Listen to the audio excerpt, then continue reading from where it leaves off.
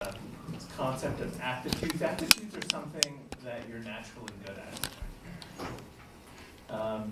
And I think that, some of you already know what you want to do and you have a plan, and that's great. But some of you don't, and if you don't, then you should be thinking about stuff that you're naturally good at, right? There's, I think kind of unfortunately, professors will oftentimes try to get people into their majors, and I understand that. Like, you want your major to be healthy and robust and appealing and having a lot of people in it.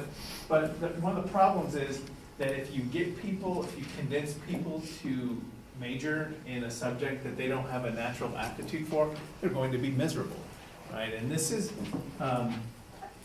partly a little bit why you have why accounting firms have a hard time with turnover. People come in and people go. And part of that is that they are sufficiently educated to do accounting well, but without the aptitude for it, it's not fun, and they end up burning out, right? My sister was an accountant and did that for several years, and then left that world and is a pharmaceutical rep. A buddy of mine was the CFO of a publicly traded company and just didn't enjoy that work, and he left that, and he's poor and he sells essential oils now. I don't know if that's what that is, but the point is, and I'll give you in a second. The point is, we talk about round pegs and round holes, square pegs. Marketing is, we'll say it's a round hole. If you're a round peg, then think about marketing. But if not, then don't. So I guess what I'm saying is just think about your own aptitudes, what you're good at, and try to find a job that fits. I was going to say, just because you're naturally good at it doesn't mean you have to enjoy it. Like, I'm naturally good at math, that doesn't mean I enjoy it. Does that not make it an aptitude? No, but no. So if you're naturally good at math, you'll be less miserable than somebody who is not. That makes sense. And so stats, we'll talk about stats a little bit later. I've never enjoyed stats, but I'm good enough at it that I can put the time in and do it.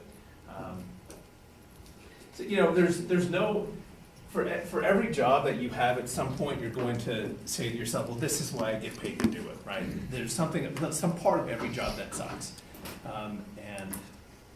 and so not every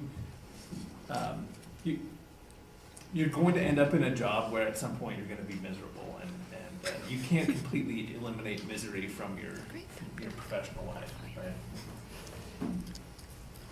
So marketing jobs, the last time I gave this lecture, by the way, somebody raised their hand and she said, I'm not going into marketing, do I have to stay? And I said, no, you can go. And she left, and it was still on the test. But that wasn't her question, right? Her question was, could she go? So you guys can go if you want, but this will be on test. So the first thing is, marketing and advertising are not the same thing, as I've repeated this a few times, but advertising, that is not what that's supposed to say. Advertising is a part of marketing, right? So, when people hear about working in marketing, they think that you're going to be creating advertisements all day. That's not what it is. But if you're creating advertisements all day, you are working in marketing. Marketing and management are different, but a lot of marketing jobs are managerial, right? We'll talk about some careers in marketing, like brand management, for example. That's one where you're going to have a lot of people working under your supervision. So that's a marketing job, not a management job, but it is one where you'll have management responsibilities.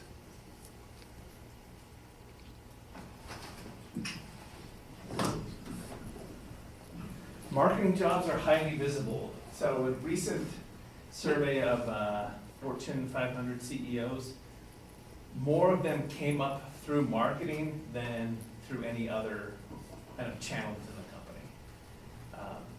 company. And one explanation for that is that marketing jobs are very visible. So if you are in marketing at Procter & Gamble, and maybe you're responsible for Tide.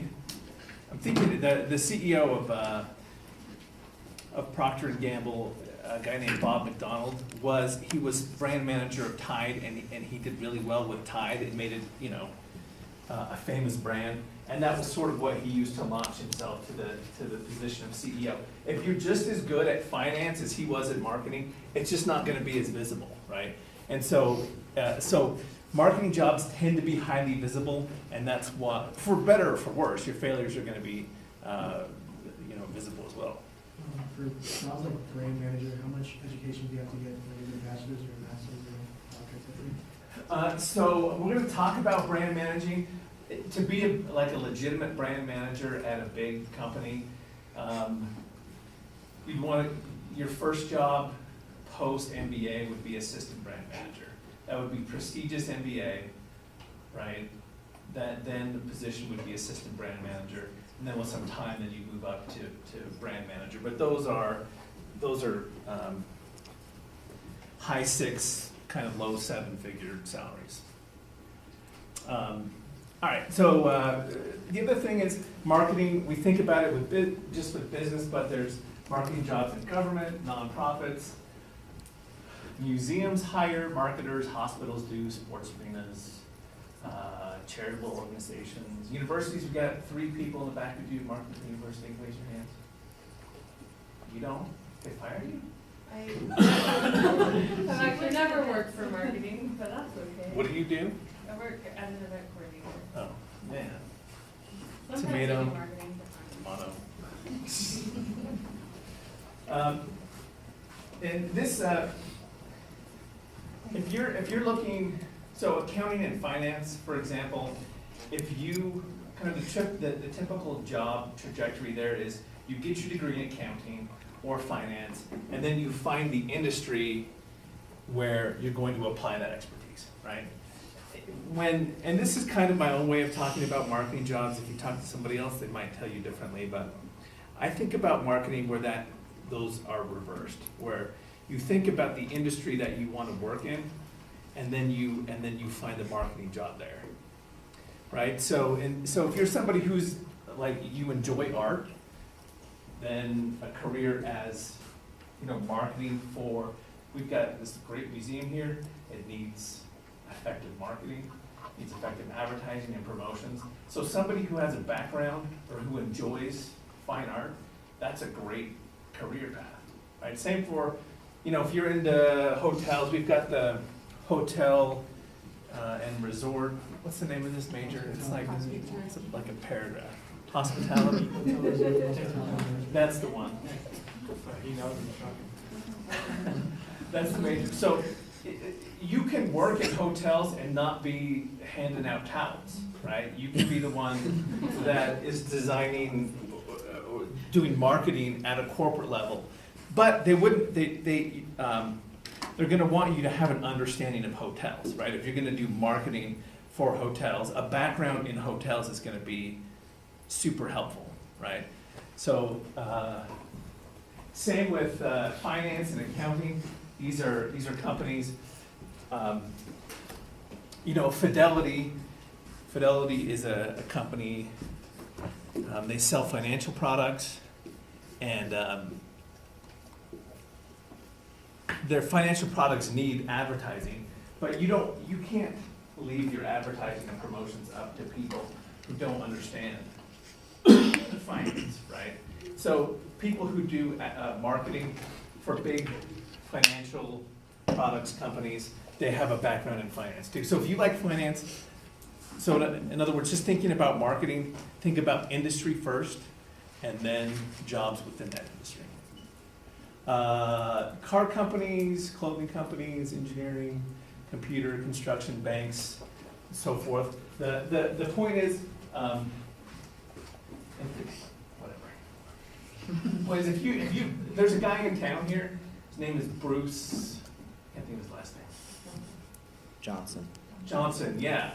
So he's a big car guy, and he also has a background in marketing, and he does consulting for car companies where he gets customer impressions of different car models, and he's worked for Volkswagen and a bunch of different companies.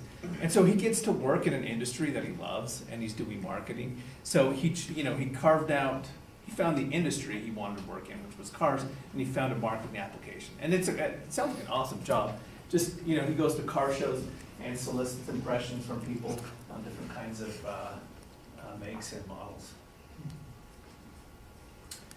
All right, so now we're going to talk about kind of categories of jobs within marketing. There's promotion and advertising. There are 3,000 advertising agencies in the U.S. Some are big. Has anyone heard of WPP?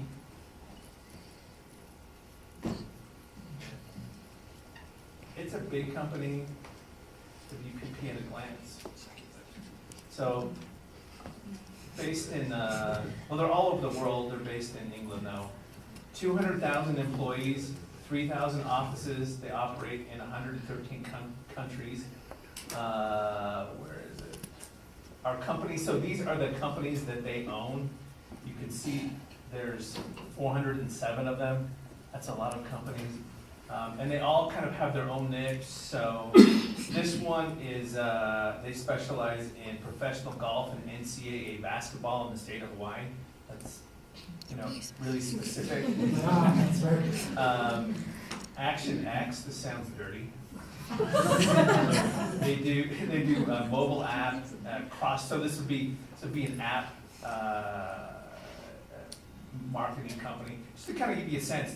And so there's 400 something companies that WPP owns. That's an advertising agency that is enormous, right? One of the biggest in the world. There are smaller local ones. So when you say they own them, like, do they just own the marketing side of the company, or do they literally own 100% of the company? It probably varies a little bit, but in most cases, they own the whole company. Oh, So okay. Utah advertising agencies, these are a couple ones. I'm not very familiar with their, the differences between them and their work, but, so Concept Marketing is one I've heard of before. They do, direct mail, online marketing, web design, and so forth. And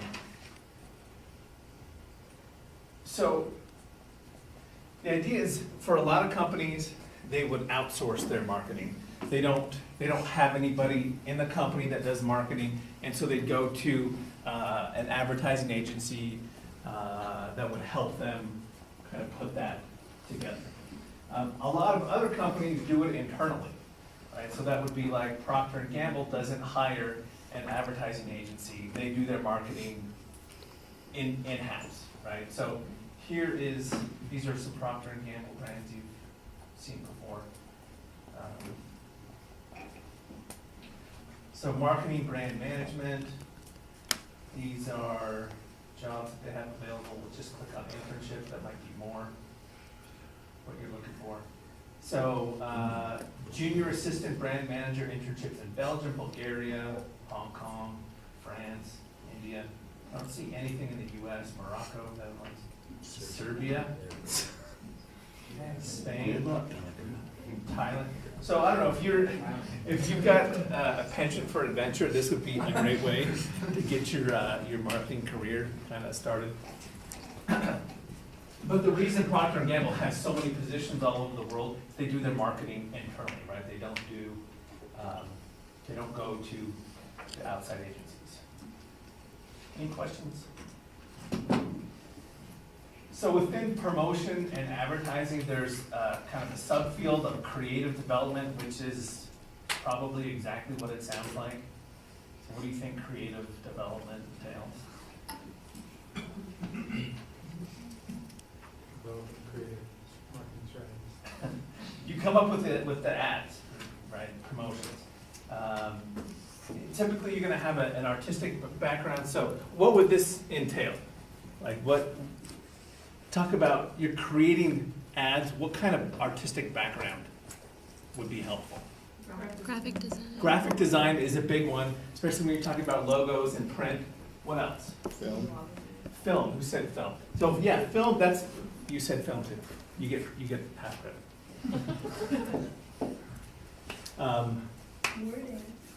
So yeah, being adept at film, one of my buddies from high school ended up doing commercials for KFC, and he did really well for himself. But, so we actually now have a film studies minor that you can do here. That's a great way to get your foot in the door, directing commercials and that kind of thing. So, you know, we're moving more towards, there's more and more video in advertising and less print. And so, you know, artistic background that entails film studies is probably good. Promotional strategy, so this is, you know, how are you gonna get, once you've got a theme, how do you integrate this across all the different channels? You want if you buy radio commercials, you want them to sync up with stuff that people are seeing on billboards. And so putting all those pieces together, that's part of promotional strategy, right? Usually what you want to do is create one common theme that people will see during that promotion. So when McDonald's does, what is it, Monopoly, when they do Monopoly, they don't do other promotions. That's you know, if you go to their website, you see a billboard, you hear an ad on the radio, it's all the same thing, right? That is promotional strategy. Market research, this is what it sounds like, gathering and analyzing data related to marketing goods and services. So you need to have some quantitative skill to do market or marketing research. So what do I mean by quantitative skill? What is that? Math. Yeah, you gotta have some skill with math, statistics. Does anyone here enjoy statistics? You got, really? Yeah. Okay. The first person that's been teaching for like 15 years to raise their hand. No, statistics to me, it's the worst parts of philosophy and math smushed together. But it is important.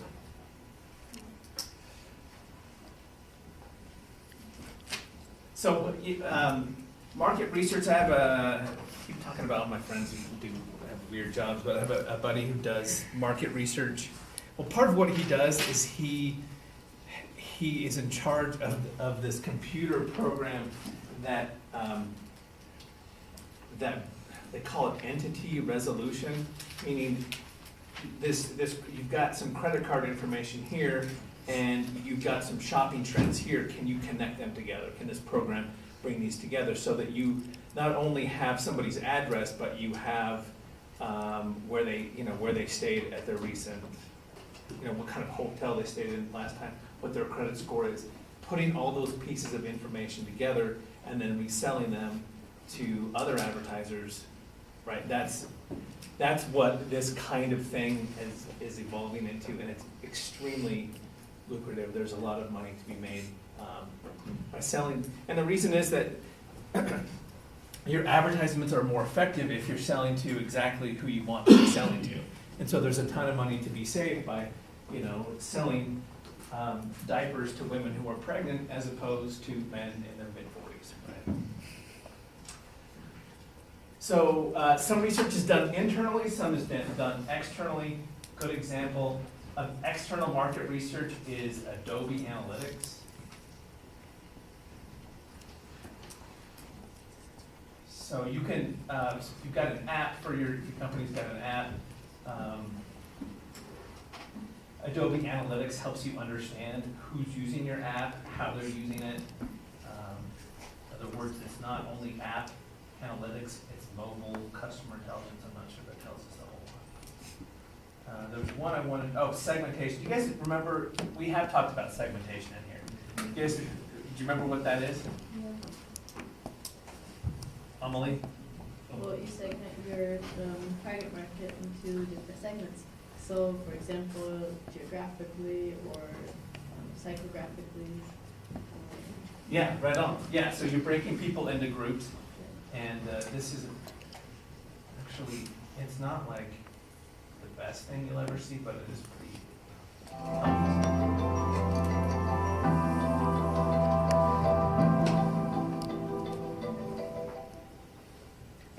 Every digital visitor is different. A middle-aged professional coming to your website from LinkedIn will have different wants and priorities than a college student coming from Facebook.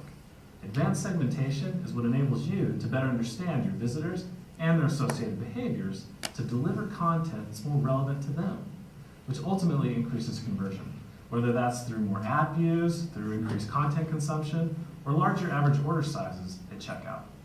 Ad hoc analysis, part of Adobe Analytics, provides digital analysts and online marketers with the deepest insights and most concise segmentation, all based on unsampled real-time visitor information. When it comes down to it, the whole point of using analytics in marketing is so you can understand your customers better. Let's take a look. With unlimited drill-down reporting, marketers and analysts can, in just a matter of seconds, dive deeply into the data to explore new insights that would be difficult and time-consuming to find in other tools. In this example, I'm an outdoor retailer who's trying to understand which of my customers are spending the most money on my site, and then target them with some upsell offers on additional accessories. I went several layers deep into the data. I was able to filter by first mobile devices, then by product finding method, to product category, into product, and into a number of visits. Not only did I find a high-value segment, I now know details that will inform my offers much better. My thought process as an analyst isn't interrupted. So that's probably enough for that, but you can kind of see when they're talking about segmentation, you can break people into, look at by device, by how much they spend, by how long they're at the website, right? You can break people into really teeny groups and then target them, in this case, talking about targeting them for upsells, right? So that's the kind of thing that, we're talking about market research, and this particular company does it externally for, a lot of this is done internally, but this is Adobe and they do it for other companies. You could use this information to predict what they'll buy as well, right? Oh, yeah, for sure. I think I've told the story of the Target thing with the dad, right, in here. That's kind of a famous example of, analytics predicting what people will do.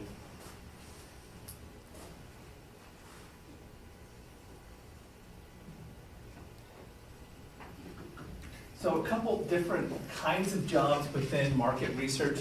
There's market analysis, and this refers to a particular kind of market research, which is the size, location, nature, and characteristics of markets.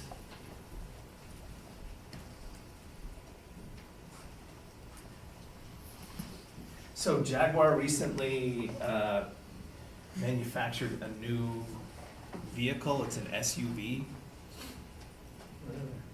So before, and that's the first time they've entered that market. So before doing that, obviously, they had to do a lot of market analysis, right? How big is the luxury SUV market? Where are we gonna, where is that located? Where are people buying luxury SUVs? What do people want in luxury SUVs? Right, that's something that they would have to do before entering that market space. Site location, this is where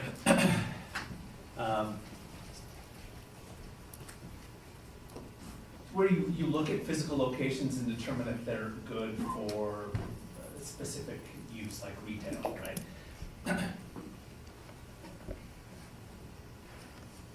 So what kinds of things would you want to know? We've talked about a Target coming to Cedar City for a long time. What kind of thing would you want to know about Cedar City before to determine whether there should be a Target here or not? A Target relies on income. So income, okay, that would be kind of top of the list. What's the average income for Cedar and Enoch, probably? The size of the market. Size of the market, so population-wise? Competition, Competition, yeah, what else is here? Resources available, What do you mean? like what is the location have to offer you and concerning like materials or need? I think I get what you're saying, So for example, if you're gonna be opening, I don't know, an oil location, and you don't have oil on the land, then you're obviously not gonna open it there. Right. Or if you have access, transportation, highways, freeways, Good. that kind of stuff to get your materials. Good, yeah, that's good. So yeah, those are all, important things for site location, and you'd also wanna know something about traffic flow and traffic patterns, and never traffic here. But still, you're better off, and most retail outlets are kind of aware of this. So what do you want? I mean, you should know this.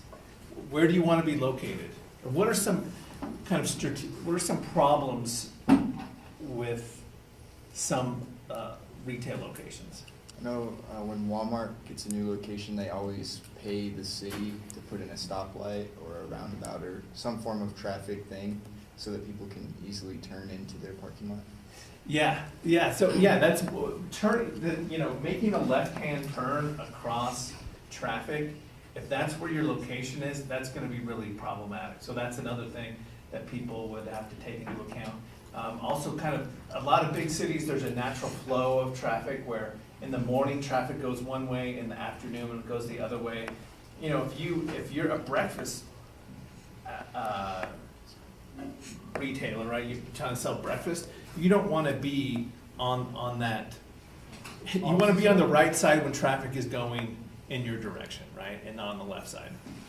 Also, the amount of traffic that goes past your business, especially a place like Target, if you have more people driving past, they'll be driving past, they'll see it, they're like, oh yeah, I need to pick something up, and they stop in, and you get more people coming into the store because they were driving past. Yeah. So central location versus outskirts. Yeah, exactly, yeah, traffic, that's a big one. Try to avoid places that are like more prone to construction sites, because people who are like driving through those may be more susceptible to becoming irritable, so you're more irritable, people pay less for their, at Walmart. Yeah. So I met a guy once who did site location for Walmart back in the day. He did this while Walmart was expanding really rapidly, and I don't know what he made, but he drove a purple Lamborghini, which tells you something about what he paid.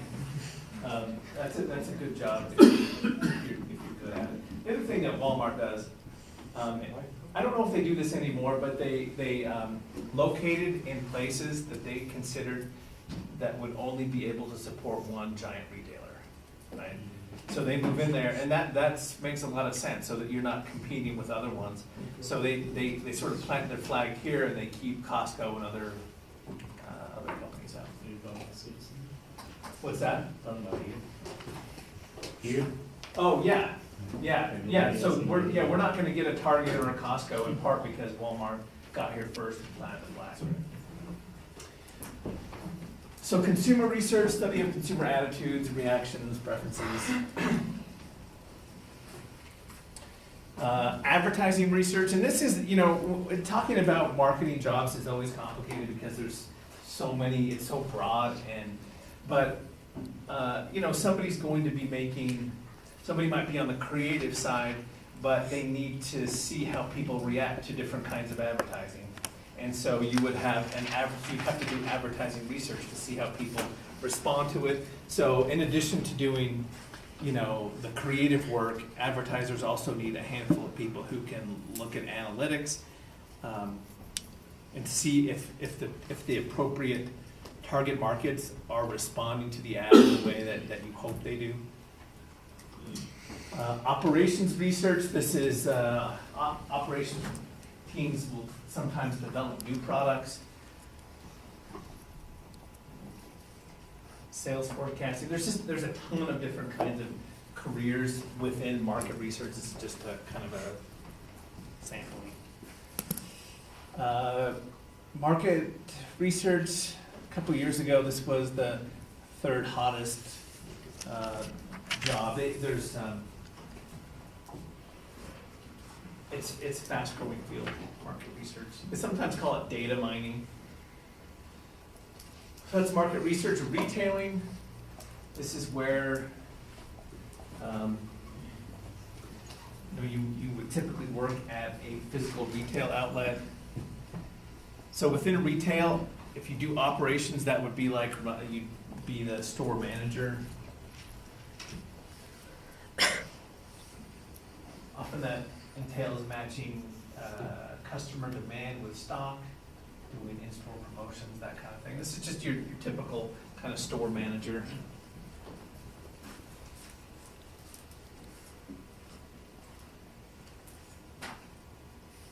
Kind of more interesting, to me anyway, is as far as marketing careers, is buying.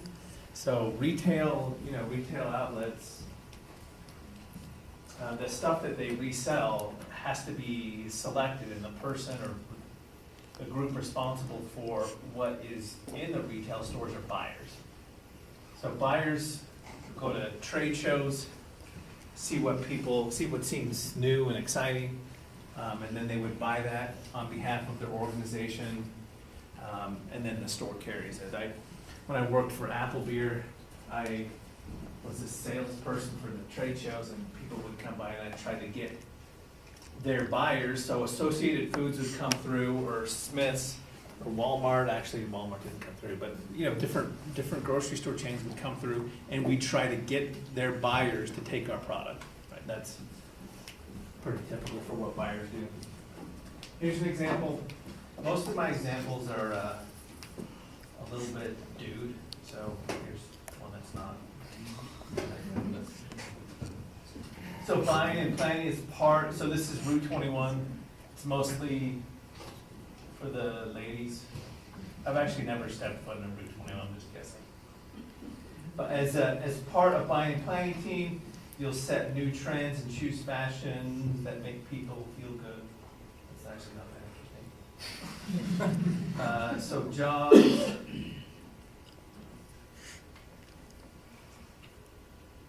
Oh, here we go.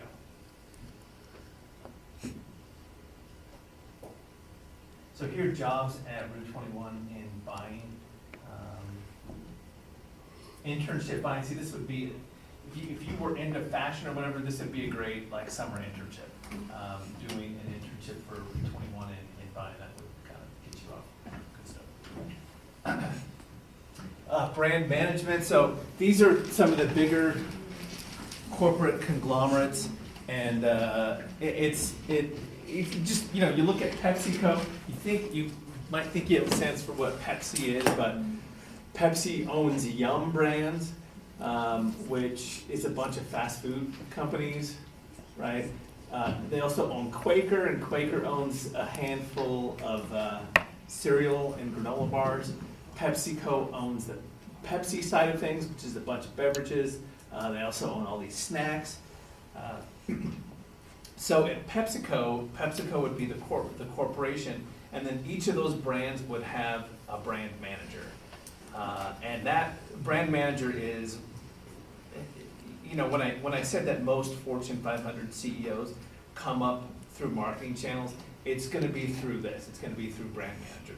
And you don't have to be, there's a guy who came to campus maybe a year ago. He worked for Nestle as a brand manager for not their best brand. It was Libby's Pumpkin, but he's still young.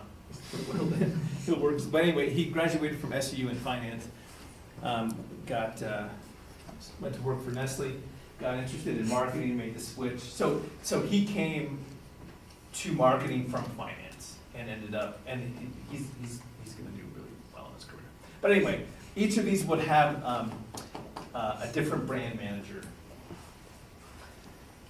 As I mentioned before, kind of the path to brand manager goes through assistant brand manager. Oh, and there were a couple of jobs here that I found for assistant brand managers. This is a good one, because Smucker's has a bunch of different brands.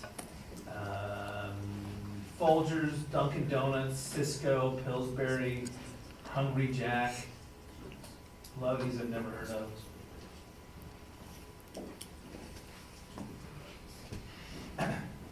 But Uncrustables, that's their pre-made sandwiches with no crust, and they're looking for an assistant brand manager. So my guess is that they're going to ask for bachelor's degree with marketing, MBA preferred. 2 years experience. Yeah. What's CPG, do you know? Oh, consumer packaged goods. See, only at businesses, yeah, so brand manager only at businesses, obviously with multiple brands. The primary responsibility for the brand manager of any one brand is to ensure profitability of that brand. So, you know, Uncrustables, their profits, whatever they are or aren't, the brand manager's responsible for that. They promote, protect the image of the brand.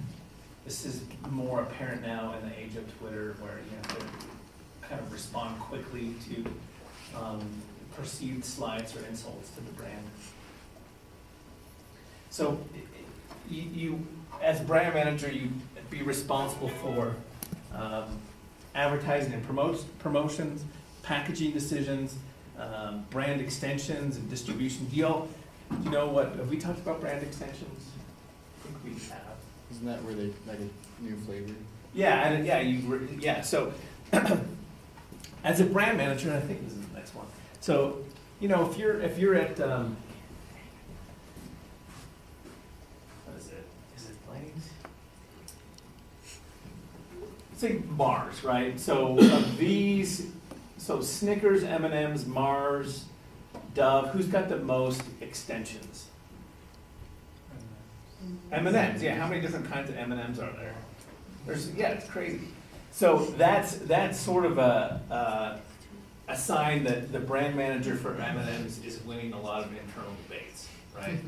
that you know, because the other guys or girls are gonna be arguing for brand extensions for Snickers, right? Snickers has a couple extensions, right? There's standard Snickers, there's what? I heard a whole lot.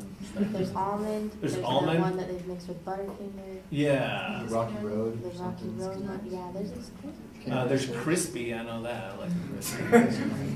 No, not for experience. Yeah, there's the ice cream, yeah. All over the bed. Dove is probably second. What? The ones that you got, the Dr. Daniels, Snickers ice cream. I'll take my those one day. That's all I did. All right, that's product.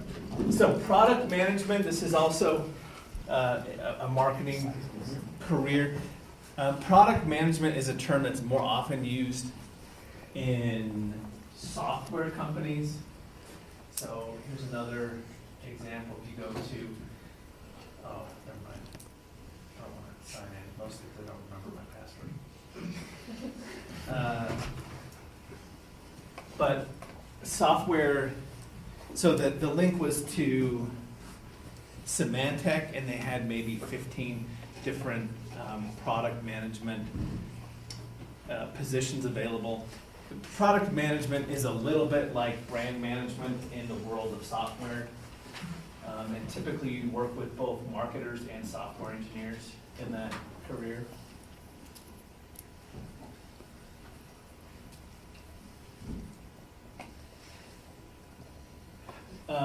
So I don't want to be confusing, but I just want to be precise.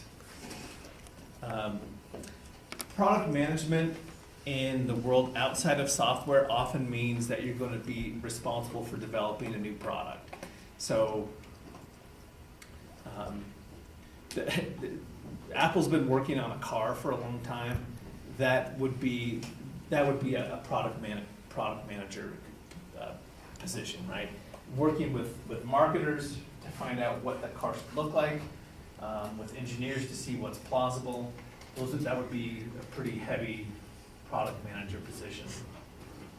When software companies talk about product manager, though, it's probably more the way we would think about brand management normally. I know that's a little confusing, but it's because it actually is confusing. Sales and sales management. Most sales are business to business. And when you think about sales, you think about somebody knocking on your door trying to sell a vacuum or trying to get you to sign up for some security thing or pest control. And doesn't often have a lot of prestige associated with it. But sales in the like the business to business world, it's not, there's no lack of prestige, right? So you think about Boeing. Who does Boeing sell to?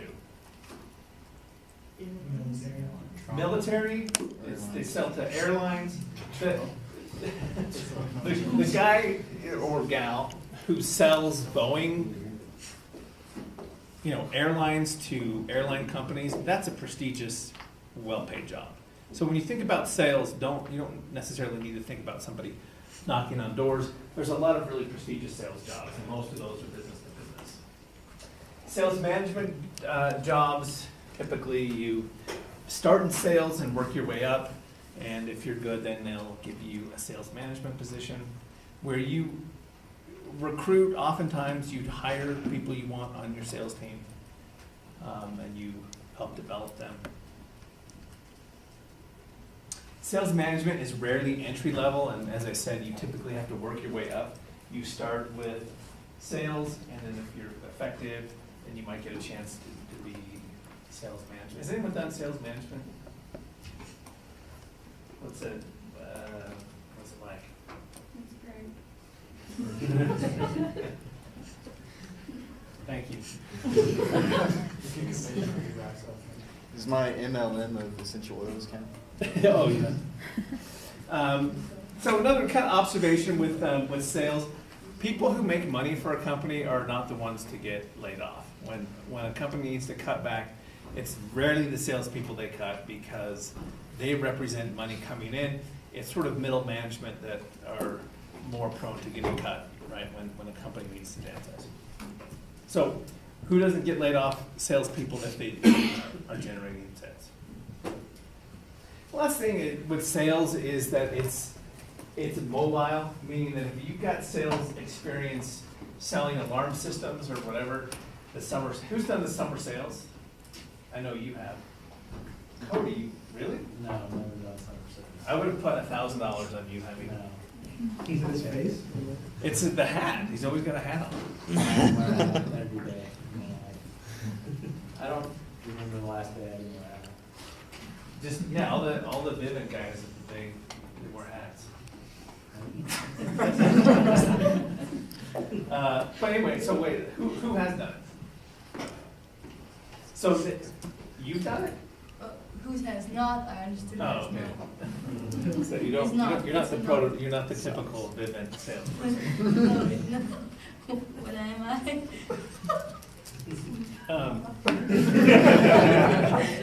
That's for you to find out.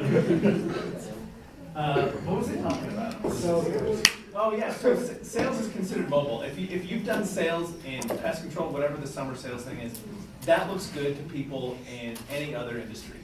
It's the most mobile of experience. So so no matter what your background in sales is, it's perceived to be relevant to whatever else you're selling. It doesn't necessarily make sense to me, but if you want to go into pharmaceutical sales, which is a pretty good career, having done door-to-door vacuum sales, that they consider that worthwhile experience. Even hotels, going back to when you said that they have upper management, not just handing out towels, like I worked for Marriott and they had a couple of salespeople, so it's a pretty nice job. Yeah, that would be, so partly that would probably be setting up corporate, business to business sales, that kind of thing. So a couple things thoughts on education. And getting back to my original point, think about the industry that you want to work in. Get a degree in something that's practical and, an industry that you might enjoy. If you like cars, there's no reason that you shouldn't work in the auto industry. Right? If you like education, no reason you shouldn't end up doing education or health, fitness. There's no reason you shouldn't work in an industry that you enjoy.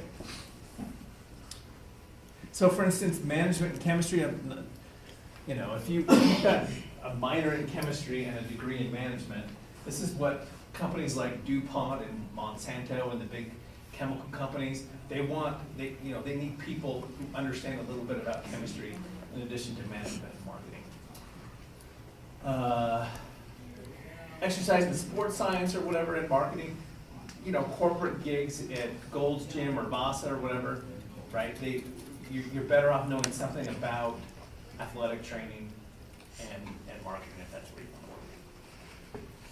to work. Last thing I want to say is you should graduate with the degree or degrees that you want. You only graduate one time, and universities are always in a hurry to kind of get people out the door. One of the things that universities all report is the 4-year graduation rate or 6-year, maybe 6-year graduation rate. So it's in their interest to get people out the door. You should, if you're not ready to graduate, you should wait and graduate with a degree or degrees that you want.